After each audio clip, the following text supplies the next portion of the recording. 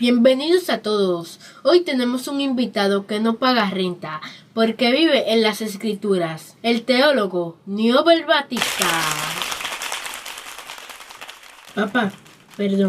Niober, hoy hablaremos de algo que suena a ciencia ficción. ¿Cómo es eso que el final de la humanidad estaba escrito en la primera página de la Biblia?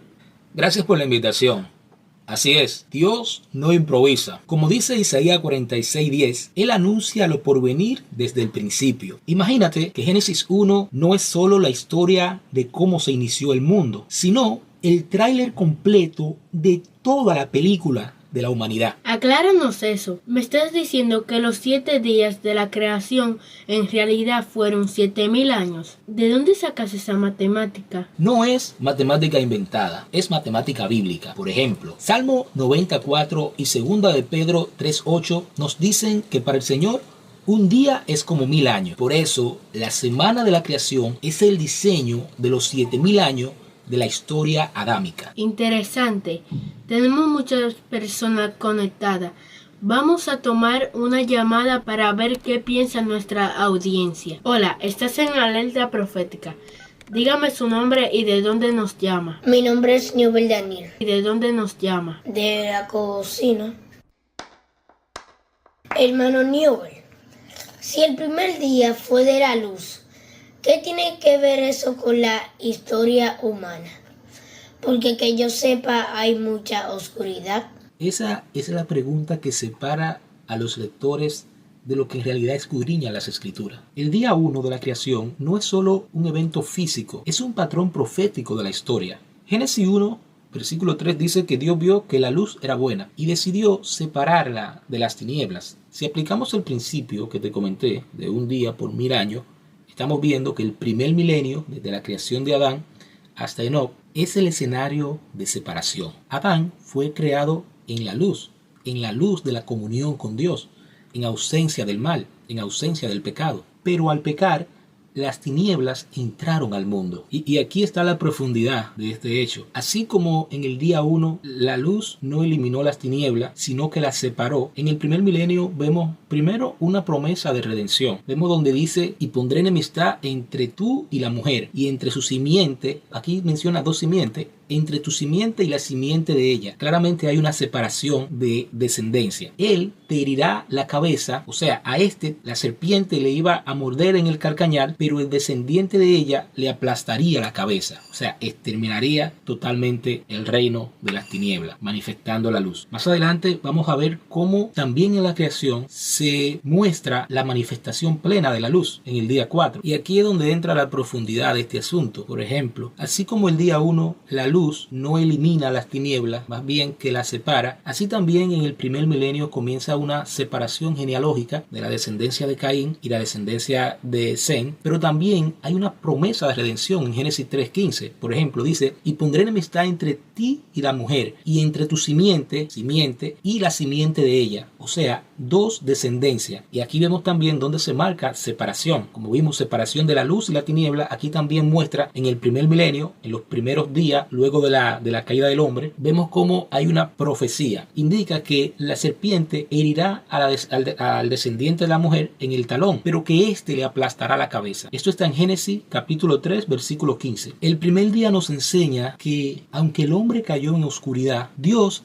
ya había anunciado que su plan de redención prevalecerá en contra de las tinieblas. Es el preámbulo de toda la lucha espiritual que vemos en las escrituras. Y cada día de la creación revela una etapa de ese plan de redención y de esa historia adámica, que es la historia de la humanidad. Y podemos seguir al segundo día, donde Dios separa las aguas de arriba de las aguas de abajo. Pero ojo, ese segundo día no se muestra en la Biblia que Dios declara textualmente que era bueno, como declara en los otros días, porque proféticamente este día anuncia el juicio. El segundo milenio después de Adán se completa el diluvio, y aquí vemos que Dios cubre toda la tierra con agua, pero luego se descubre lo seco nuevamente y el hombre habita a través de Noé toda la tierra. Y algo súper importante, el arca aparece como símbolo de salvación, y por eso esa arca de Noé tipifica directamente a Cristo, nuestro Salvador, en el próximo juicio que se aproxima. Por eso vemos que en los días de Noé dice que toda carne se había corrompido antes del juicio, o sea, antes de la separación que ya mencionamos. La primera separación fue de luz y tiniebla. Aquí vemos que la segunda separación es de agua, o sea, Dios separa las aguas de arriba con la de abajo, y vemos que pasa lo mismo en el segundo milenio. Se descubre lo seco con una nueva descendencia o con un nuevo inicio a través de Noé y sus hijos. Esto no puede ser coincidencia. Por eso Jesús, anunciando el segundo juicio, lo compara con los días previos al juicio de los tiempos de Noé. Y ahora llegamos al día número 3 de la creación. Y esto es súper interesante porque en el día 3 la Biblia menciona que la tierra produce árbol que da fruto según su género. Y dice que su semilla esté en él. Y esto es súper bonito. Esto es muy interesante porque aquí en el día 3 es donde Dios llama a Abraham. En el tercer milenio Dios llama a Abraham para plantar una semilla espiritual. Así como la tierra seca apareció debajo de las aguas, Dios llama a Abraham de naciones paganas para que su semilla, su descendencia, fueran de bendición para toda la tierra. Y en eso se asemeja a esos frutos que presentó la tierra en el tercer día de la creación. Vemos cómo se compara el tercer día de la creación con el tercer milenio en el llamado de Abraham, donde comienza la promesa redentora, que más adelante vemos cómo esa promesa se hace real en nuestro Señor y Salvador Jesucristo, que también fue descendiente de Abraham. Entonces, el tercer milenio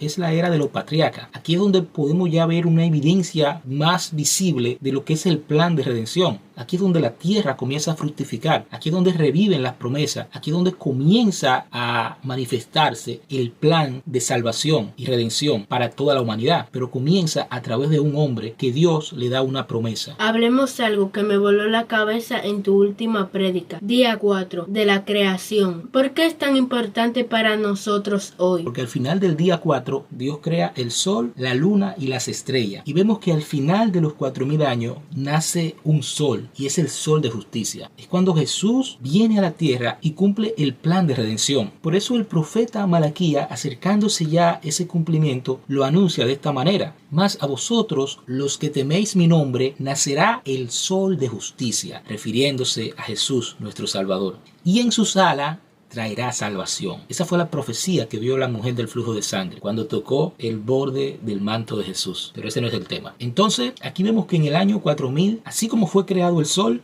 la luna y las estrellas, primero Dios trae a su Hijo al mundo a cumplir el diseño divino que, como ya mencioné, fue mencionado desde Génesis 3:15. Pero no solo eso, sino que también dice la luna y las estrellas. Aquí hay un llamado, una separación a la iglesia, que representa la luna, y las estrellas, que representan los creyentes. Y algo súper importante: así como el sol da vida a toda la creación, incluso la luz del sol se proyecta a través de la luna, porque el sol tiene luz en sí mismo, pero la luna no. La iglesia de Cristo depende de su luz para proyectar al mundo. Así también las estrellas dependen de la luz del astro principal, que es el sol. Así los hijos de Abraham, los descendientes de Abraham, dependen de la luz de Cristo para proyectarla a todo el mundo. Llegamos al día 5 de la creación. En este día hay un mandato muy explícito y es multiplicado, llenad la tierra. Hay una versión que dice henchid la tierra. Y aquí en el año 5000 es donde comienza la expansión del evangelio, comienza a predicar buenas nuevas. La iglesia comienza a crecer y se comienza a expandir el mensaje de salvación.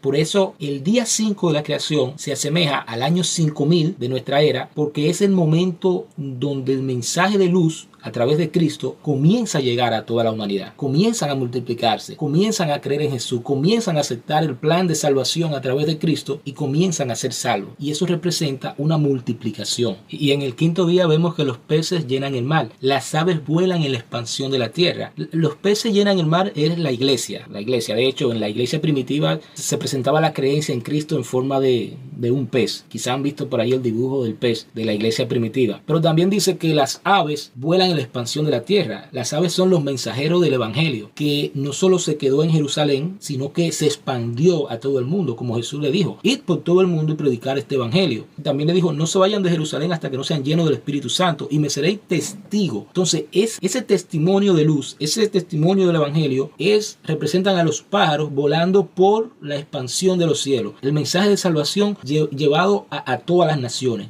O sea, que ahora estamos en el día sexto. ¿Y qué se supone que pase ahora? En el sexto día Dios crea los animales y crea también al hombre. Y el sexto día representa el sexto milenio de la raza humana. Entonces, en el sexto día vemos la supremacía del hombre. Es el día donde el hombre gobierna, es donde se ven todos los avances tecnológicos. Es el día donde la humanidad llega a su máximo esplendor. Pero ese máximo esplendor no lo utiliza para glorificar a su creador, sino lo utiliza para autoglorificarse, para alejarse de Dios. Y es el día también donde se representa el gobierno humano. Pero fíjense, no solo se crea en ese día al hombre, sino que también se crean los animales, los gobiernos, ¿verdad? Que están representados en la Biblia por bestias. Si se fijan, la marca de la bestia reflejada en Apocalipsis 13, versículo 18, es el 666, que también representa la supremacía del hombre. El día sexto de la creación, el día 6000 de la raza adámica, de la raza humana. Por eso, en este sexto milenio hemos visto al hombre intentando ocupar el lugar de Dios. Es la era del humanismo secular, donde el hombre confía en su propia imagen. Recordemos que en el sexto día el hombre fue puesto para administrar la creación. Sin embargo, en este día, en el sexto milenio, el hombre se cree dueño de la creación. Si nos vamos al origen, no fue puesto como dueño, sino como administrador de todo lo creado. Y llegamos al último día, que es el séptimo día de la creación. Dice que Dios descansa en el séptimo día. Estamos también llegando al séptimo milenio de la raza adámica, de la raza de la humanidad. Y entendemos que en ese séptimo día viene el Shabbat de Dios, el descanso descrito en la Biblia. Representa el séptimo milenio, lo que la Biblia menciona como el descanso o el reino milenial de Cristo, donde la tierra descansa de la maldición del pecado. Pero fíjate algo súper importante. En los primeros 6 días de la creación siempre se menciona y fue la tarde y la mañana de ese día. Sin embargo, en el séptimo día esa palabra no se menciona. ¿Por qué? Porque ese es el reposo que permanece, que completa la perfección y el diseño de la creación. El creador hizo un diseño perfecto y lo mostró en la primera página de la Biblia. Y el escritor de los Hebreos lo muestra de forma muy bonita en Hebreos 4:9, diciendo, por tanto, queda un reposo para el pueblo de Dios. Y ese es el reposo del milenio que ya pronto se acerca. El hombre ha intentado arreglar el mundo por 6000 años, pero aquí entra el Creador a través de su Hijo Jesús a demostrar la plenitud de su gracia y a exterminar totalmente todas las imperfecciones. Por eso el apóstol Pablo dice, cuando se manifieste lo perfecto o cuando venga lo perfecto, lo que es en parte desaparecerá. Primera de Corintios capítulo 13. Y la Biblia está llena de profecía que anuncian el milenio. El libro de Isaías, el libro de Daniel, en Apocalipsis. De hecho, Juan en Apocalipsis capítulo 20 dice que Juan ve a los santos reinando con Cristo 1000 años. Así lo dice Apocalipsis 20 capítulo 4. Y esto es algo sorprendente porque en toda la Biblia se muestran detalles de este plan. Por ejemplo, las parábolas de Jesús mencionan siempre un secreto de su reino. Para terminar con esto, Neobel, explícanos brevemente ese detalle de la parábola del buen samaritano. ¿Y qué tiene que ver con todo esto? Recordemos que los judíos, los religiosos, le decían a Jesús que él era samaritano y que tenía demonios, acusándolo. Y Jesús aquí, quizá de forma irónica, toma un ejemplo de una parábola que dice que un samaritano salió de Jerusalén a Jericó. Y mientras sale, unos ladrones le quitan todo lo que tenía y lo dejan maltratado, tirado como muerto. Y en ese momento pasa, dice la Biblia, un sacerdote y lo evita. Se va por otro lugar para no acercarse, quizá para no contaminarse. Pero también pasa un levita y hace lo mismo. Sin embargo, un samaritano se detiene, le da el cuidado que requiere y dice que el samaritano, viéndolo, se compadeció de él. ¿De quién? Del hombre que estaba tirado. Se acercó, le curó las heridas con vino. Con vino. El vino representa el pacto, recuerden eso. El samaritano se acerca, dice que se compadeció de él y le curó las heridas con vino y aceite. Qué detalle, vino y aceite. Entonces lo llevó a un alojamiento, a un lugar seguro y lo cuidó. O sea, lo cuidó por un momento. Pero algo súper importante, al día siguiente sacó 2 denarios. Un denario era equivalente al trabajo de un día de un jornalero. Entonces él saca 2 denarios y la da al dueño del alojamiento, indicando que cuide al hombre herido que todavía no se había recuperado hasta que él regrese. Recordemos que él lava sus heridas con vino y aceite, lo venda y lo deja en protección de este alojamiento y le dice al mesonero, que así es llamado, que lo cuide y le indica que lo que gaste en su ausencia él se lo iba a pagar cuando regrese. Eso lo dice el buen samaritano. Entonces vamos a ver los detalles de esta parábola, cómo se esconde el regreso de nuestro Señor, de nuestro Mesías en el día sexto. Vamos a entender la parábola. El hombre que desciende de Jericó a Jerusalén representa la humanidad caída, que se aleja de Jerusalén y se va a Jericó. Jerusalén es una ciudad santa, Jericó era una ciudad pagana. Entonces se aleja, representa a la humanidad que se aleja de Dios. Entonces también vemos que hay ladrones en esta parábola, que son los que toman al hombre, lo maltratan, lo golpean. Esos ladrones representan a Satanás y la fuerza de las tinieblas, que luchan contra el plan de Dios. Por ejemplo, dice la palabra de Dios que Satanás vino para matar, hurtar y destruir. Y Jesús dice, mas yo he venido para que tengan vida, porque Jesús representa al samaritano o al buen samaritano. Pero también vemos aquí que pasan sacerdotes y levitas, que representan el sistema religioso que intentaba redimir al hombre, pero por sí mismo no pudo. Y aquí entramos al personaje central de esta parábola, que es el buen samaritano. Primero, viene de fuera, o sea, no viene de un servicio religioso, no viene de una estructura religiosa conocida, como lo eran el sacerdote y el levita. Recuerden, es despreciado por los religiosos, porque el samaritano era despreciado por los judíos. De hecho, a Jesús en una ocasión, en Juan capítulo 8, le llaman samaritano de forma despectiva. Entonces, él se acerca al herido, tiene compasión del herido, que ese herido soy yo y eres tú. Sana sus heridas. ¿Y con qué la sana? Con vino y aceite, con su sangre, con la unción del Espíritu Santo. Entonces, ese samaritano representa a Cristo llevando nuestros pecados. Representa la salvación de Jesús, que con su propio cuerpo, con sus llagas, como dice Isaías 53, curó nuestros pecados. Pero aquí también menciona el mesón. El mesón es la iglesia, donde el enfermo es curado cuando el samaritano, el buen samaritano, se va, le da indicación. Pero también menciona un mesonero, que es la labor del Espíritu Santo, que es nuestro consolador, que nos va a cuidar en la ausencia de nuestro Salvador Jesucristo. Él se fue, pero ¿por qué tiempo se fue? Dice que él le entrega 2 denarios. No le entrega 3 ni 4, le entrega 2 denarios, porque un denario representa un día de trabajo y él se va a ausentar por 2 días. 2 días, 2000 años. Estamos hablando 2000 años. Después de 2000 años, él va a regresar y estamos muy cerca de cumplirse esos 2000 años. Recordemos también qué tiempo se quedó en Samaria cuando fue a Samaria, cuando tuvo el encuentro en Juan capítulo 4 con la mujer samaritana. Se quedó 2 días y al tercer día volvió. Entonces él se va a quedar 2 días con nosotros, los gentiles, los que no somos judíos, pero nuevamente va a regresar y va a regresar a reinar en todo el mundo, a unir esas 2 varas que menciona el libro de Ezequiel, me parece que capítulo 37 o 38, a unir esas 2 varas tan separadas que son las casas de Israel y la casa de Judá, a unirla como una sola en sus manos. Qué bonito, qué lindo se ve todo esto cuando lo entendemos a la luz de la palabra. Entonces el mesonero es el Espíritu Santo. Las 2 monedas representan 2 días de trabajo. Lo que le está diciendo el buen samaritano, toma 2 denarios, yo voy a durar 2 días de trabajo, yo regreso al tercer día. 2 días se te termina el dinero que te di, pero yo regreso ya comenzando el tercer día, que es en el sexto milenio, cuando Cristo va a reinar. Recuerden, vino en el cuarto, terminando el cuarto milenio, pasaron 2 días, que son 2000 años, que es justamente lo que está terminando en esta generación, en este tiempo, y estamos terminando los 2000 años luego de la muerte y resurrección de Cristo. Terminando esos 2000 años, comenzará el séptimo día del descanso sabático profetizado en la palabra de Dios. Y está reflejado aquí en esta parábola, está claro. Está reflejado también en los 2 días que dura en Samaria, también está claro. Y está reflejado en muchas de la parábola de Cristo. Está muy claro que el regreso de nuestro Señor Jesucristo está muy cerca. El buen samaritano, nuestro Señor Jesús, desciende al mundo, como dice la Biblia en el libro de Juan, que el verbo se hizo carne y habitó entre los hombres. También lo dice en Filipenses, no escatimó el ser igual a Dios como cosa que aferrarse. Entonces ese es el buen samaritano que se compadece del hombre y viene y se